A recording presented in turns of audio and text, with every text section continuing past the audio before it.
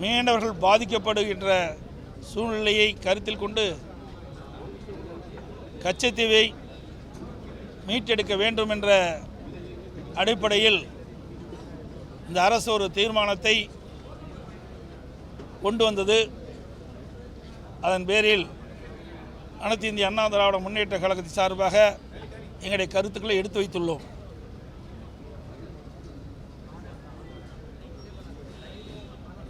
மத்தியிலே காங்கிரஸ் ஆட்சி இருந்த காலத்தில் 1974ஆம் ஆண்டு இந்திய நாட்டிற்கு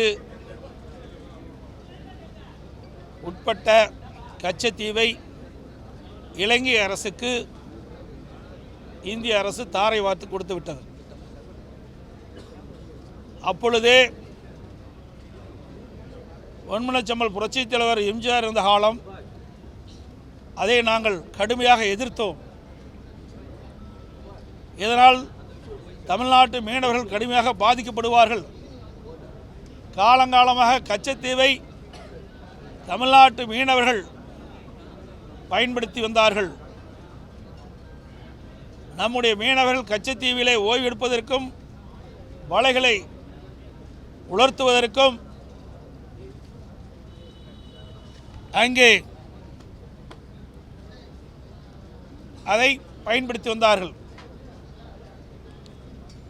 அதோடு அந்த பகுதியில் மீன் பிடிக்கின்ற அந்த உரிமையும் பறிபோய்விடும் என்ற அச்சத்தின் அடிப்படையில் தான் அன்றைய தினம் புரட்சித் தலைவர் எம்ஜிஆர் அவர்கள் இதை எதிர்த்தார். நம்முடைய மீனவருடைய உரிமை முழுவதும் பறிபோய்விடும். ஆகவே இதை மத்திய அரசு கைவிட வேண்டும் என்று அன்றைய தினமே குரல் கொடுத்தார். அன்றைய தினம் திராவிட முன்னேற்ற கழக அரசு தமிழகத்திலே ஆண்டு கொண்டிருந்தது.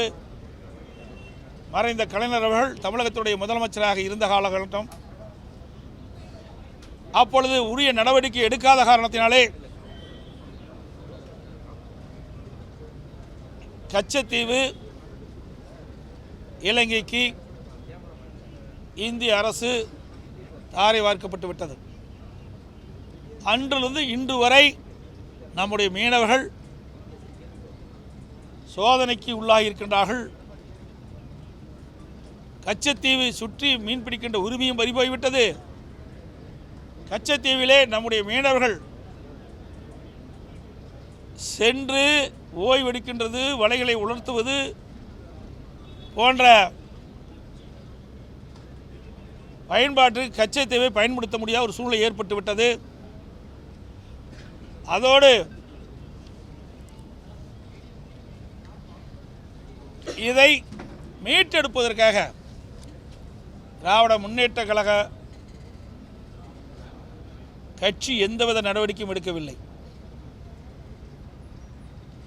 மத்தியிலே 16 ஆண்டு காலம் ஆட்சி அதிகாரத்தில் இருந்த ஒரே கட்சி திராவிட முன்னேற்ற கழகம்தான். 16 ஆண்டு காலத்தில் 5 பிரைம் மினிஸ்டர், 5 பாரத பிரதமர்கள் நாட்டை ஆண்டிருக்கின்றார்கள். அதில் 5 பிரதமர் ஆண்ட போதும் திராவிட முன்னேற்ற கழகத்தைச் சேர்ந்த நாடாளுமன்றர்கள் அமைச்சராக இடம்பெற்றுகின்றார்கள். அதாவது திரு விபி சிங் அவர்கள் பாரத பிரதமராக இருந்த பொழுதும் சரி, திரு தேவகவுடா அவர்கள் பாரத பிரதமராக இருந்த பொழுதும் சரி, திரு ஐகே குஜ்ரால் அவர்கள் பாரத பிரதமராக இருந்த பொழுதும் சரி, திரு வாஜ்பாய் அவர்கள் பாரத பிரதமராக இருந்த பொழுதும், திரு மன்மோகன் சிங் அவர்கள் பாரத பிரதமராக இருந்த பொழுதும் திராவிட முன்னேற்ற கழக கட்சியைச் சேர்ந்த நாடாளுமன்றர்கள் அந்த அமைச்சரவையிலே மத்திய அமைச்சரவை இடம்பெற்றார்கள். ஆக 16 ஆண்டு காலம் மத்தியிலே ஆட்சி அதிகாரத்தில் இடம்பெற்றிருந்த இந்த திராவிட முன்னேற்ற கழகம் ஏன் இந்த மீனவர் பிரச்சனையை தீர்க்கப்படவில்லை? ஏன் கச்சத்தீவை மீட்பதற்கு எந்த முயற்சியும் எடுக்கவில்லை? அதைத்தான் நாங்கள் சட்டமன்றத்திலே நான் கேள்வி எழுப்பினேன். அதை பேசுவதற்கு, முழுமையாக பேசுவதற்கு சட்டப்பேரவையில் அனுமதிக்கவில்லை. இப்பொழுது தேர்தல் வருகிறது, அடுத்த ஆண்டு தேர்தல் வரப்போகுது. அந்த தேர்தலை ஒட்டி இன்றைய முதலமைச்சர் அவர்கள் திராவிட முன்னேற்ற கழக அரசு திமுக கட்சி ஒரு நாடகத்தை அரங்கேற்றிருக்குது. இந்த தீர்மானத்தின் மூலமாக ஏதோ மீனவர்களுக்கு நன்மை செய்வது போல இந்த தீர்மானத்தை கொண்டு வந்து அவையிலே வைத்து விவாதித்திருக்கின்றார்கள். உண்மையிலேயே மீனவர்களுக்கு துரோகம் செய்து திராவிட முன்னேற்ற கழக கட்சி அடுத்த ஆண்டு தமிழகத்திலே சட்டமன்ற பொதுத்தேர்தல் வருகிறது. அதை நோக்கித்தான் இந்த தீர்மானத்தை கொண்டு வந்திருக்கின்றார்கள். அந்த மீனவ மக்களுடைய வாக்குகளை பெற வேண்டும், தமிழ்நாட்டில் இருக்கின்ற மற்ற பகுதியில் இருக்கின்ற மீனவருடைய வாக்குகளை பெற வேண்டும் என்ற நோக்கத்தின் அடிப்படையில் தான் இந்த தீர்மானத்தை கொண்டு வந்ததாக நாங்கள் எண்ணுகிறோம். 4 ஆண்டு காலம், இதற்கு முன்பு 4 ஆண்டு காலம் ஆட்சி செய்தீர்களே, இந்த மீனவர் மீது உங்களுக்கு அக்கறை இல்லையா? அப்பொழுது இந்த தீர்மானத்தை கொண்டு வந்திருந்தால் பரவாயில்லை, மீனவர் மீது அக்கறை கொண்ட அரசு என்று நாங்கள் எண்ணியிருப்போம்.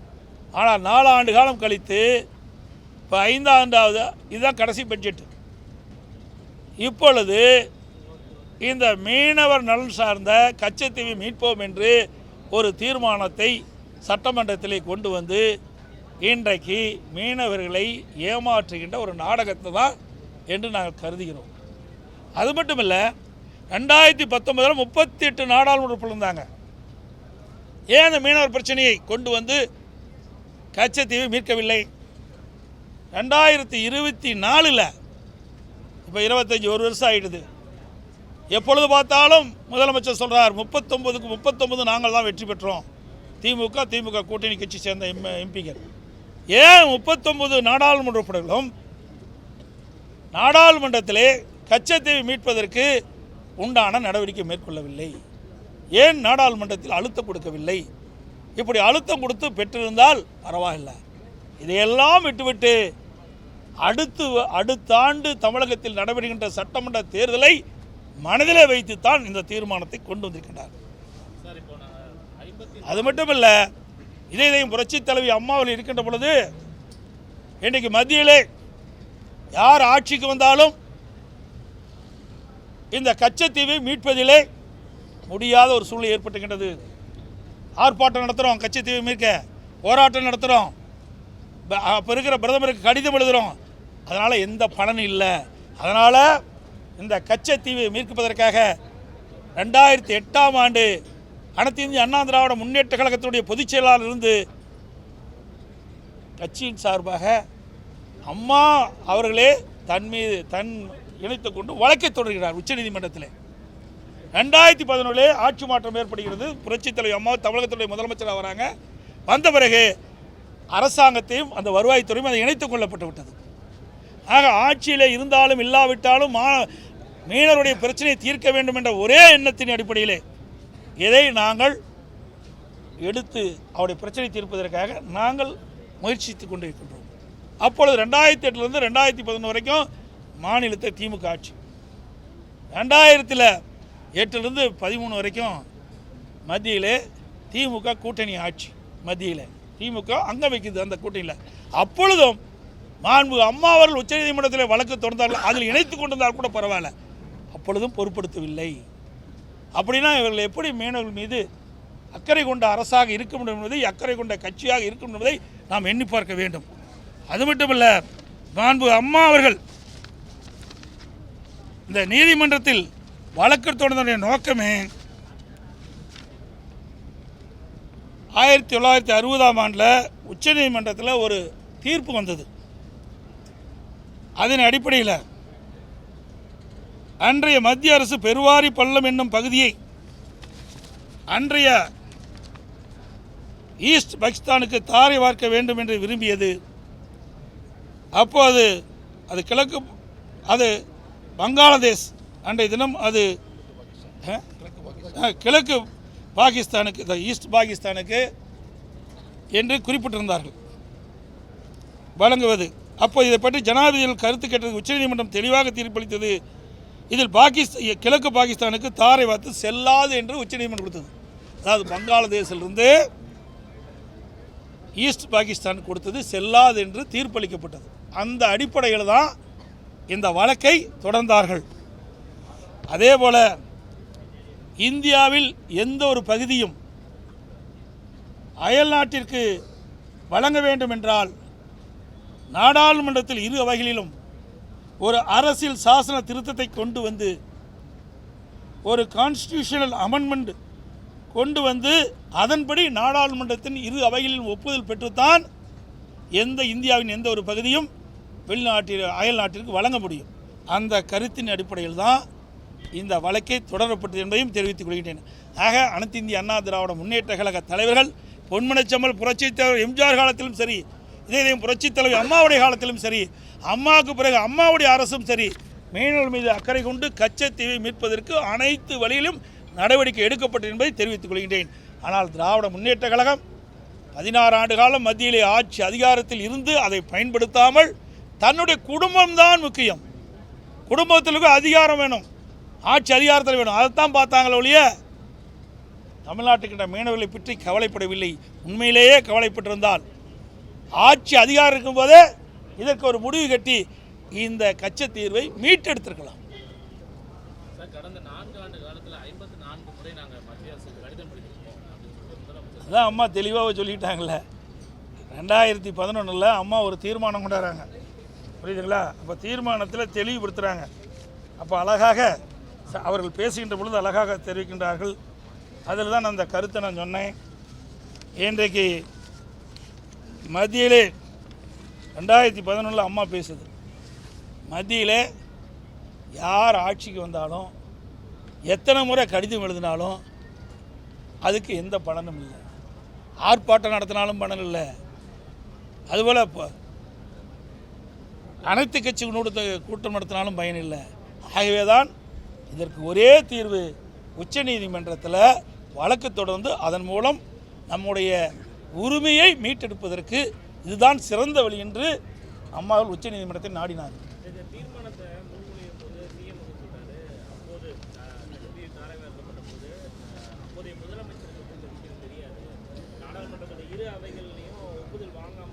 அதான் இன்றைக்கி அவர் தகவல் உரிமை சட்டத்திலே தெளிவாக சொல்லிட்டார், இந்த செயலாளர் தெளிவாக சொல்லியிருக்கார்.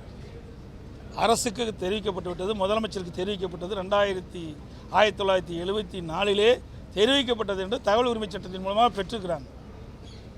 அவர்கள் இப்பொழுது ஏதோ மறைத்து பேசுகிறார்கள்.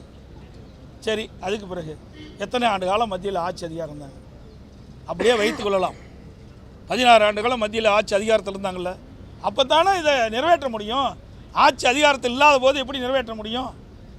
உண்மையிலேயே மீனவர்கள் மீது அக்கறை இருந்தால், கச்சத்தீவை மீட்க வேண்டும் என்று அக்கறை திராவிட முன்னேற்ற கழகத்தில் இருக்கப்பட்டிருந்தால் 16 ஆண்டு காலம் 5 பிரதமர்கள் அந்த அவருடைய அமைச்சரவையில் இடம்பெற்றிருந்தீங்களே, அப்புறம் கேட்டு இந்த கச்சத்தீவை மீட்டுக்கலாம்ல, ஏன் செய்யலை? ஆமாம், அடுத்து வருகின்ற சட்டமன்ற தேர்தலை எண்ணித்தான் இந்த தீர்மானத்தை கொண்டாந்துருக்கிறாங்க. சமீபத்தில் நீங்கள் டெல்லி சென்ற போது இது குறித்து பேசுனீங்களான்னு முதலமைச்சர் ஏங்க, நாங்கள் ஏற்கனவே எங்களுக்கு ஆட்சி அதிகாரமே இருக்குது. ஆட்சி அதிகாரம் இருக்கும்போது நான் தெளிவுபடுத்தினேன். 2000 நாங்கள் முதலமைச்சர் இருக்கும்போது மீன்வளத்துறை அமைச்சர் திரு ஜெயக்குமாரை நேரிலேயே அழைச்சிட்டு இருக்கணும், பாரத பிரதமர் இல்லத்திலேயே பேசணும். 1/2 மணி நேரம் பேசினார் அவர்.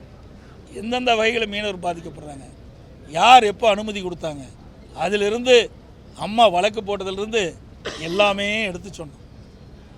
எங்களுடைய கடமை நாங்கள் சரியாக செஞ்சோம். எங்களுக்கு அந்த வாய்ப்பு கிடைக்கல. 16 ஆண்டு காலம் மத்தியிலே ஆட்சி அதிகாரம் கிடைச்சிருந்தா நிச்சயமாக மீனவர் பிரச்சனை தீர்த்திருப்போம். ஏன்னா காவிரி நதிநீர் பிரச்சனை வந்தது, அப்போ என்ன நடந்ததுன்னு உங்களுக்கு தெரியும். நான் அடிக்கடி அதையும் திருப்பி சொல்ல வேண்டிய அவசியம் இல்லை. தமிழ்நாட்டு மக்களுடைய உரிமைகளை காத்தமா இல்லையா? அதே போல் ஹைட்ரோ கார்பன் பிரச்சனை வந்தது, புரிந்துணர்வு ஒப்பந்தம் போட்டது திமுக. நம்முடைய டெல்டா மாவட்ட விவசாயிகள் பாதிக்கப்பட என்று எண்ணெய் இருந்தவுடன் அவர்கள் வைத்த கோரிக்கையின் அடிப்படையில் பாதுகாக்கப்பட்ட வேளாண் மண்டலத்தை கொடுத்தோம். அதே போல் நடுவர் மன்ற இறுதி தீர்ப்பு 2007 வந்தது. அப்போ யார்? மத்தியில் திமுக அங்கம் வைக்கின்ற காங்கிரஸ் கூட்டணி ஆட்சி அமைச்சது, திமுக இங்கே ஆட்சியில் இருந்தது. அப்போ 3-4 மாத காலம் மத்திய அரசியலில் நடுவர் மன்ற இறுதி தீர்ப்பை 2007 வெளியிடாகிறதுல எல்லாம் நீதிமன்றத்துக்கு போயிட்டாங்க. அப்போ மாண்பு அம்மா அவர்கள் தான் உச்சநீதிமன்றத்தை நாடி தீர்ப்பை பெற்றாங்க. எல்லாமே தமிழ்நாட்டின் நலன் சார்ந்த பிரச்சனைக்கு அதிமுக தான் துணை நின்றது. எல்லா வகையிலுமே திராவிட முன்னேற்ற கழகம் எதிர்த்து தான் இருந்தது ஒழிய தமிழ்நாட்டு மக்கள் மீது அக்கறை கொண்டதாக சரித்திரம் கிடையாது, வரலாறு கிடையாது. அனைத்து ஊடக நண்பர்களுக்கும் நன்றி, வணக்கம்.